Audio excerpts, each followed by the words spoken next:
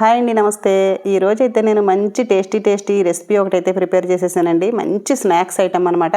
ఎక్కువ పనేమో అని చెప్పి చూసి వెళ్ళిపోకండి, మొత్తం పూర్తిగా చూడండి, చాలా బాగుంటుంది. అదే మహారాష్ట్ర స్టైల్ అనమాట, వడాపావు.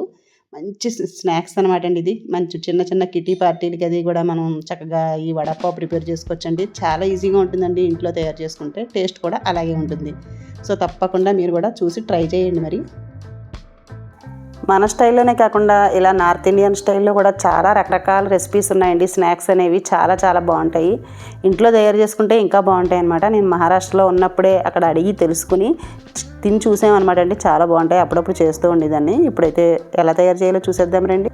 ఒక 4 బంగాళదుంపలు తీసుకుని కొంచెం వాటర్ పోసేసి కుక్కర్లో ఒక 5-6 విజిల్స్ వచ్చే వరకు ఉడికించి పక్కన పెట్టుకోవాలి. ఇప్పుడైతే శనగపిండి కలుపుకోవాలి. ఒక 2 కప్పులు శనగపిండి వేసాను. కొద్దిగా సాల్ట్ వేసి సరిపడినంత నీళ్ళు అనేవి పోసేసి కలుపుకోవాలన్నమాట. సరిపడినంత వాటర్ వేసేసి మామూలుగా బజ్జీల పిండిలా కలిపేసుకొని పక్కన పెట్టుకోవాలి.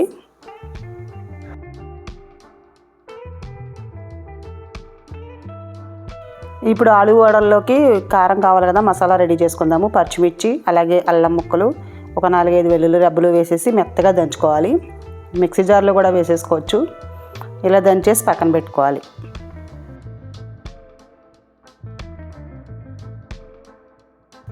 ఇప్పుడు ఏంటంటే ఒక చట్నీ పొడి తయారు చేసుకోవాలండి. ఈ పిండితోనే తయారు చేయాలన్నమాట. ఈ బజ్జీల పిండితోనే ఇలా కొద్దిగా మనం పలచగా ఉంది కదా, ఇలా చేతితో వేసేస్తే చిన్న చిన్న బూందీలా వచ్చేస్తుంది.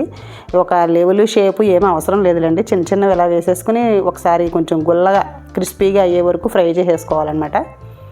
కొద్దిగానే, మరి ఎక్కువ ఏం అవసరం ఉండదండి. 2 సార్లు ఇలా 2 వాయిలు వేసుకుంటే సరిపోతాయి అన్నమాట. క్రిస్పీగా వేగాలి. ఇలా వేగిన తర్వాత తీసేసి పక్కన పెట్టుకోవాలి. అలాగే 4-5 వెల్లుల్లి రెబ్బలు కూడా లైట్గా ఇలా ఫ్రై చేసేసుకోవాలి. ఇవి మిక్సీ జార్లో వేసేసుకుంటున్నాను. చూసారు కదా, ఇలా ఒక అరకప్పు ఉంటాయి అంతే బూందీ. అలాగే వెల్లుల్లి, కొంచెం కారం, ఈ 3 వేసేసి కొంచెం పొడిలా మనం పొడి చేసేసుకొని పక్కన పెట్టుకోవాలన్నమాట. వడపావులోకి చాలా బాగుంటుందండి ఈ చట్నీ అనేది.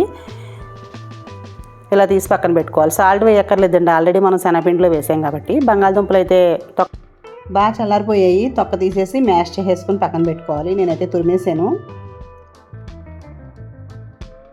ఇప్పుడు స్టవ్ మీద కడాయి పెట్టి కొంచెం ఆయిల్ వేసుకుని కొద్దిగా జీలకర్ర, అలాగే కొంచెం సోంపు, చాలా కొద్దిగా అనమాట, ఎక్కువ అవసరం లేదు. కొంచెం ఆవాలు వేసుకుని ఒకసారి ఇలా ఫ్రై చేసేసి మనం రెడీ చేసుకున్న మసాలా ఉంది కదా, పచ్చిమిర్చి, అల్లం, వెల్లుల్లి వేసాం కదా, ఇది వేసేసి కొంచెం పచ్చివాసన పోయే వరకు ఫ్రై చేసేసుకోవాలి.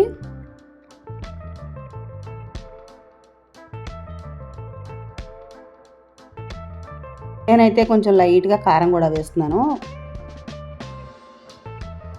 ఇప్పుడు ఇందులోకి ఉడికించిన ఆలు వేసేసి సరిపడినంత సాల్ట్, అలాగే కొంచెం పసుపు వేసేసుకుని ఒకసారి అంతా కలిపేసుకోవాలి. ఇది ఆల్రెడీ ఉడికిపోయిందే కాబట్టి అలా మొత్తం అంతా దగ్గర పడే వరకు కలిపేసుకుంటే సరిపోతుంది. పైన కొత్తిమీర అనేది వేసేసుకుని ఇలా దగ్గరగా కలిపేసుకోవాలి. కొంచెం కసూరి మేతి వేసుకోండి, ఫైనల్గా మంచి ఫ్లేవర్ వస్తుందన్నమాట. వడ చాలా బాగుంటుంది, ఆలు వడ. ఇలా మొత్తం అంతా కలిపేసి దగ్గర పడే వరకు ఇలా ఒకసారి కలిపి చల్లారనిచ్చుకోవాలి. చల్లారిన తర్వాత మనం వడల్లా ప్రిపేర్ చేసుకోవచ్చు. ఇప్పుడైతే స్టవ్ మీద దింపేసి చల్లారిపోయింది. ఇప్పుడు చిన్న వడల్లా ప్రిపేర్ చేసుకోవాలి. లడ్డూల్లా గుండ్రంగా కూడా చేసుకోవచ్చు. కొంచెం నేనైతే ఇలా పలచగా వడల్లా ప్రిపేర్ చేస్తున్నాను. అలా అయితే బాగుంటాయి కదా తినడానికి అని చెప్పి ఇలా ప్రిపేర్ చేసుకోవాలి. నేనైతే మహారాష్ట్రలో ఉన్నప్పుడు మాకు అందరూ పెడుతూ ఉండేవారండి. అక్కడ ఎప్పుడైనా చిన్న పార్టీలు అది వెళ్ళినప్పుడు చాలా బాగుండేవాడిని. ఇంట్లో తయారు చేసుకునేవారు. ఎలా తయారు చేశారో అడిగి మరీ నేను చూసి నేర్చుకున్నాను అనమాట. అందుకే నాకు చాలా ఇష్టం. మా ఇంట్లో కూడా అందరూ కూడా బాగా ఇష్టంగా తింటారు. ఇప్పుడు ఈ వడల్ని ఇలా శనగపిండిలో ముంచేసి మనం బజ్జీలాగా వేసేసుకోవడమే. ఎప్పుడైనా చిన్న కిట్టి పార్టీలు ఉన్నాయంటే చాలండి, పావు బజ్జీ అని, వడపావు అని బాగా చేస్తూ ఉంటారు అక్కడ. ఎందుకంటే అవి ఫేమస్ కదా మహారాష్ట్రలో. ఇప్పుడు మన వైపు కూడా అందరూ పావు బజ్జీలు అవి తింటున్నారు కదా, వడపావు కూడా తినే ఉండొచ్చు మీరు కూడా. కానీ ఎలా చేయాలో చాలామందికి తెలియదు. ఇంట్లో ఇలా చక్కగా హెల్తీగా ఈజీగా మనం ఇంట్లో తయారు చేసుకుంటే టేస్ట్ కూడా బాగుంటాయి. కొంచెం మీడియం ఫ్లేమ్లో పెట్టేసుకుని వేయించేసుకోవడమే. పైన వేగితే సరిపోతుందండి, లోపల దుంప అన్నది మనకి వేగిపోయిందే కాబట్టి పెద్ద ప్రాబ్లం ఉండదు, తొందరగా అయిపోతాయి. నేనైతే అప్పటికప్పుడు అనుకుని పావులు రెడీగా ఉన్నాయంటే చాలు వడపావు ప్రిపేర్ చేస్తానన్నమాట. చాలా బాగుంటాయండి టేస్ట్ అనేది. ఇలా ఎన్ని కావాలో అన్నీ వేయించేసుకుని పక్కన పెట్టుకోవాలి.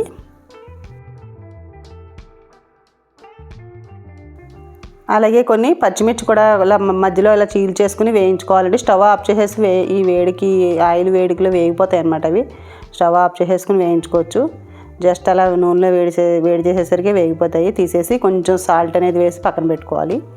ఇవి మధ్య మధ్యలో వడపావులు తింటూ ఉంటే సూపర్ అనమాట.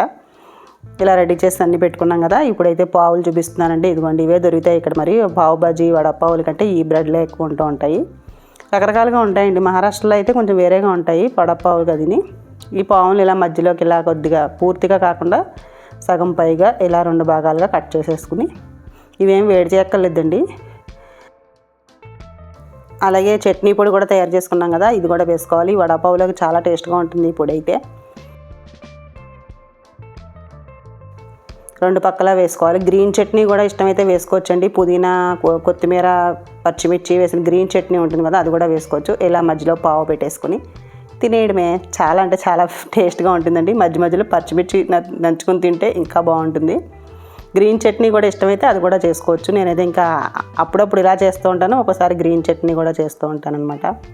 చాలా అంటే చాలా టేస్ట్గా ఉంటాయండి. నేను చెప్పడం కాదు, మీరు కూడా ఒకసారి ఇంట్లో ఈజీగానే ఉంటుందండి, ప్రిపేర్ చేయండి. ఈ పావులు అయితే మనకి ఎక్కడైనా దొరుకుతాయి. ఇవి వడలు అన్నది మన ఇంట్లో బంగాళదుంప ఎప్పుడు రెడీగానే ఉంటుంది కాబట్టి ప్రిపేర్ చేసేసుకోవచ్చు.